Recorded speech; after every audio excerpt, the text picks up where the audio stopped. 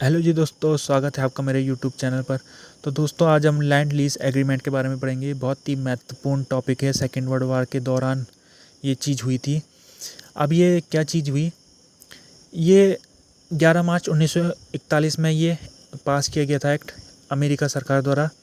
इसके तहत America supply करेगा वेपन किसको? United kingdom, Soviet union, France, China और दूसरे अलाई देशों को, जिसके तहत उनको फूड मुहैया कराएगा, तेल मुहैया कराएगा और मटेरियल, लड़ाई का सामान मुहैया कराएगा। किसके खिलाफ? जर्मनी के खिलाफ ये साइन किया गया था। अब ये जो सहायता की जा रही थी, ये फ्री ऑफ कॉस्ट की जा रही थी। जब ये हथियार पहुंचाए जा रहे थे या लोगों को, यहाँ पर इन देशों के लोगों को जब खाना मुहैया कराया जा रहा था, तो इनसे कोई पैसा नहीं लिया जा रहा था। अब इसका थोड़ा बैकग्राउंड ले लेते हैं हम कि कैसे ये एग्रीमेंट साइन हुआ।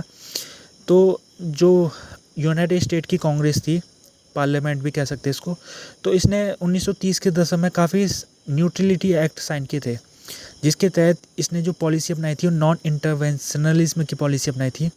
वो इसलिए अपनाई थी, ये पहले तो पॉलिसी क्या होती है, इसका पॉलिसी का मतलब ये होता है कि यूरोप के किसी देशों के मामलों में दखल ना देना। उस पॉलिसी को हम नॉन इंटरवेंशनलिज्म कहते हैं। ये पॉलिसी क्यों अपनाई थी? क्योंकि वर्ल्ड वार वन में अमेरिका को शामिल होना पड़ा और उसको काफ़ी नुकसान सहना पड़ा। उसके काफ़ी सैनिक मारे गए थे वर्ल्ड वार वन में, तो उसको कोई फ़ायदा भी नहीं हुआ। उसको ना तो कोई ज़मीन मिली, फ़ायदा उसे कुछ नहीं हुआ, नुकसान ही उसे सहना पड़ा। आर्थिक भी उसका काफ़ी, उसको यहाँ पर लड़ाई में शामिल होने के बाद नुकसान सहना पड़ा था, आर्थिक नुकसान।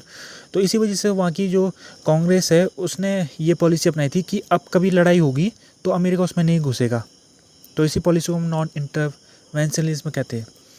और ये पास किए गए थे 1935, 36 और 1937 में ये पास किए गए थे, जिसके तहत अमेरिका को दूर रखा जाएगा लड़ाई से। और क्या क्या, अमेरिका अगर किसी को वेपन भेज रहा है तो इलीगल है वो। और आर्म्स का ट्रांसपोर्ट करना, इधर से उधर ट्रांसपोर्ट करना, जो हथियार है उसको यूरोप में ट्रांसपोर्ट करना, वो भी गैरकानूनी है। इसके अलावा वार मटेरियल, कोई भी लड़ाई से संबंधित कोई भी सामान, वो जो यूरोप में लड़ाई कर रहे देश, उनको भेजना भी यहाँ पर गैरकानूनी कर दिया गया था इस न्यूट्रलिटी एक्ट के द्वारा। अब ये हो रहा था कि 1939 में जर्मनी, जापान और इटली, ये इनकी जो पॉलिसी थी काफ़ी एग्रेसिव थी। तो जो प्रेसिडेंट थे यूएस के, रूजवेल्ट, वो चाहते थे कि ये जो न्यूट्रलिटी एक्ट है इसमें थोड़ा फेरबदल किया जाए और अमेरिका को यहाँ पर परमिशन मिल सके कि वो जो डेमोक्रेसी वाले देश है, फ्रांस और ब्रिटेन, उनकी मदद कर सके।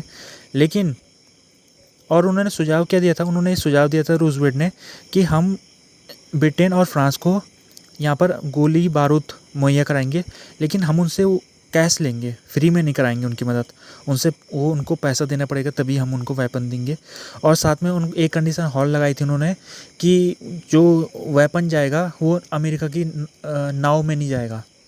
जो शिप होनी चाहिए वो ब्रिटेन और फ्रांस की अपनी शिप होनी चाहिए, और उनकी अपना ही उनको यहाँ पर रिस्क लेना पड़ेगा, और अमेरिका अपनी शिप में ये वेपन नहीं भेजेगा। ये उन्होंने कंडीशन लगाई थी। लेकिन इतनी कंडीशन से भी जो कांग्रेस थी वो उनसे सहमत नहीं हुई, और जो इनका यहाँ पर सुझाव था उसको नहीं पालन किया गया उसका। अब एक चेंजेस तब आए जब जर्मनी ने पोलैंड के ऊपर हमला कर दिया था सितंबर 1939 में।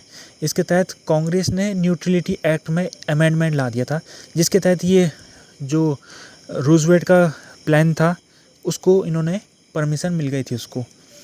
अब 1939 का जो अमेंडमेंट था उससे क्या हो गया कि अमेरिका की जो आइसोलेशन वाली पॉलिसी थी, अब वो चेंजेस होने उसकी शुरू हो गई थी। अब वो इंटरवेंशनलिज्म वाली पॉलिसी की तरफ आगे बढ़ने लग गया था। अब ये हुआ कि जब फ्रांस का भी यहाँ पर फॉल हो गया था, उसके ऊपर हमला करके जर्मनी ने उसको अपने कब्जे में ले लिया था, तो ब्रिटिश ही एकलौती ऐसी देश बचा था जो कि जर्मनी का अकेला ही लड़ाई लड़ा था उससे।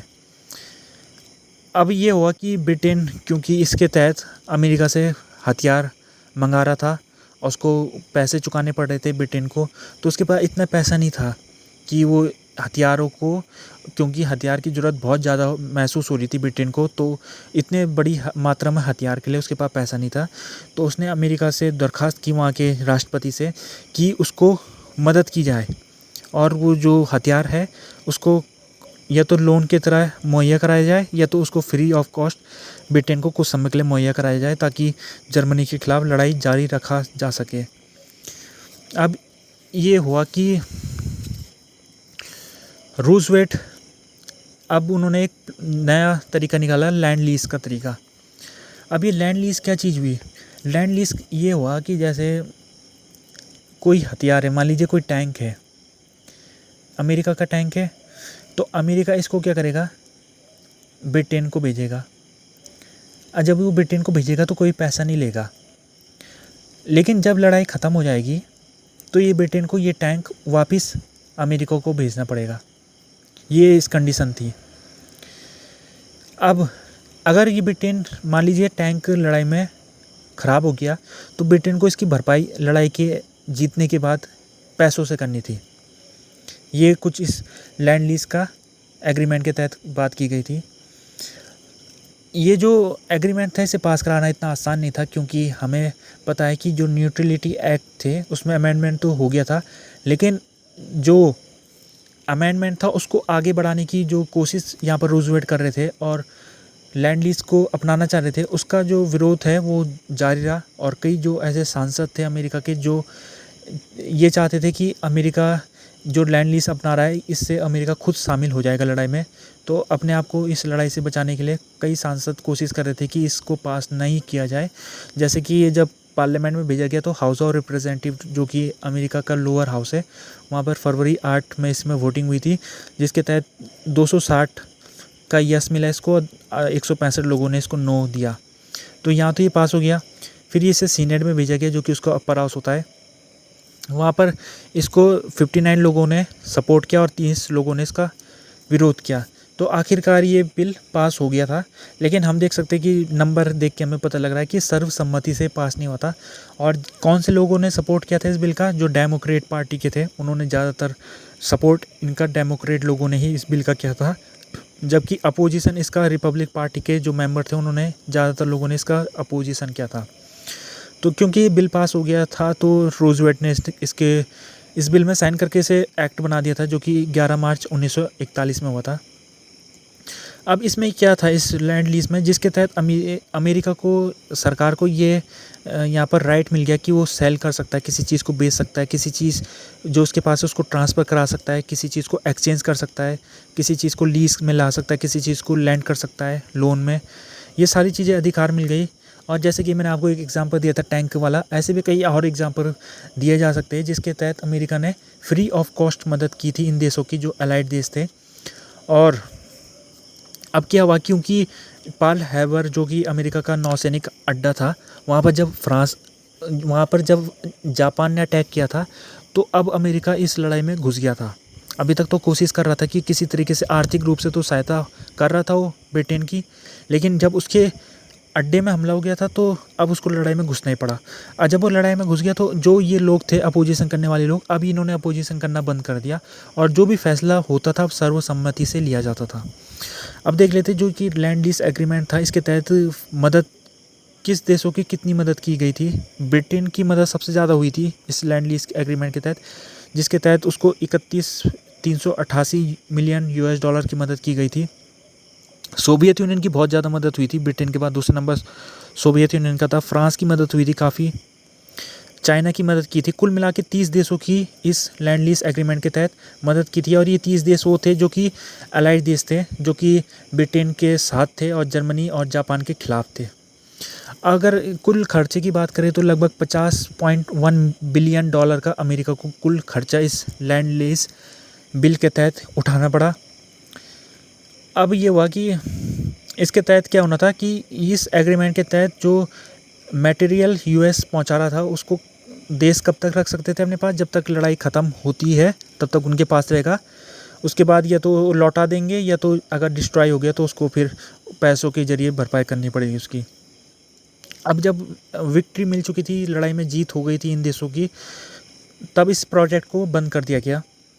और कांग्रेस ने वोट इसलिए किया था इसको बंद करने के लिए, क्योंकि अब क्योंकि जीत मिल चुकी है, तो जीत के बाद जो भी लड़ाई होगी आगे टाइम पर, कोरिया के ऊपर भी लड़ाई हुई थी, तो उसमें इसका यूज़ नहीं किया गया था।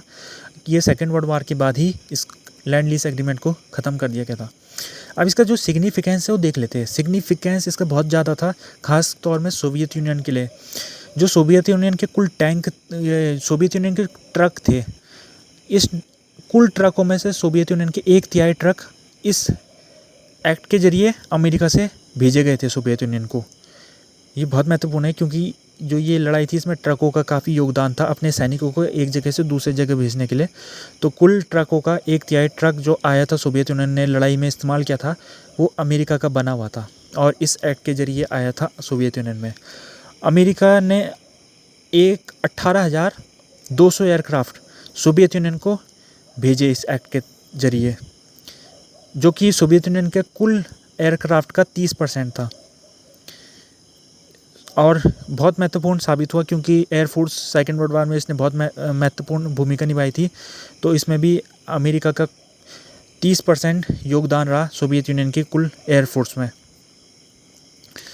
इसके अलावा जो अमेरिका है उसने देशों की मदद की थी, उनको ख़ासतौर में सोवियत यूनियन को एग्रीकल्चर यहाँ पर काफ़ी वहाँ नष्ट हो गया था, क्योंकि लड़ाई बहुत भयानक चली थी, तो एग्रीकल्चर की फसल भी बर्बाद हो रही थी। तो लोगों की भुखमरी ना हो उनके अंदर, तो अमेरिका द्वारा यहाँ पर अनाज भी सोवियत यूनियन को दिया गया। इसके अलावा ब्रिटेन को भी काफ़ी मदद मिली थी और चाइना को भी मदद मिली थी और फ्रांस को भी बहुत मदद मिली थी। ये हमने सोवियत यूनियन का एग्जांपल लिया था, तो इसके एग्जांपल हम ब्रिटेन के तौर में भी देख सकते हैं। उनकी भी बहुत मदद यहाँ पर हुई थी, उनको भी काफ़ी यहाँ पर हथियार मुहैया कराए गए थे अमेरिका द्वारा। अब सोवियत यूनियन के जो इतिहासकार है वो इसकी महत्वपूर्णता समझते हैं। उनका कहना ये है कि वाकई में जो अमेरिका ने लैंड लीज के तहत जो मदद की थी सोवियत यूनियन की, उससे अमेरिका का मदद से सोवियत यूनियन को काफ़ी मदद पहुंची, इनका ये कहना था। और अगर शायद से ये मदद नहीं मिलती तो सोवियत यूनियन लड़ाई में उसका स्थिति बहुत बुरी हो सकती थी, ऐसा यहाँ पर लग रहा था। अब क्या हुआ है कि अब अगर हम आज के टाइम पर देखें, रसिया क्या करता है कि जब इस चीज़ की चर्चा होती है लैंड लीज की, तो वो इसमें क्या कहता है कि कोई इसकी ज़्यादा भूमिका नहीं थी, क्योंकि आजकल उसके संबंध अमेरिका से ख़राब है, तो आजकल ये बहाने देता हो। लेकिन उस समय जब क्योंकि इसकी थी भूमिका, तो उस समय के जो नेता थे सोवियत यूनियन के, उन्होंने तो मानी थी। अब क्या हुआ, जब लड़ाई ख़त्म हो गई तो क्या हुआ इन हथियारों का जो अमेरिका ने दिए थे, क्योंकि ये हथियार वापस नहीं लिए अमेरिका ने और पैसे भी नहीं लिए। ये जो हथियार थे इन देशों के पास ही रहने दिए। लेकिन अमेरिका ने ये एक कंडीशन लगाई, उसने इकोनॉमिक ऑर्डर जो बनाया गया था सेकेंड वर्ल्ड वार के बाद, उसको बनाने के लिए उसने इसकी मदद ली थी। जो लैंड लीज के तहत जो कर्जा था इन देशों में, उसका फ़ायदा उठा के अमेरिका ने जो अमेरिका पॉलिसी बनाना चाहता था सेकेंड वर्ल्ड वार के बाद दुनिया में जो चलेगी आगे टाइम पर, उसमें क्या किया उसने कहा कि चलो तुम लोन जो मैंने तुमको ये हथियार दिया है, तुम क्या करो इसे अपने पास रखो, लेकिन तुम जो मैं ये पॉलिसी बना रहा हूँ उसमें तुम मेरा साथ दोगे, और जब वोटिंग होगी तो इस पॉलिसी में तुमने मेरा साथ देना है। ये 30 देशों से उसने ये आह्वान किया।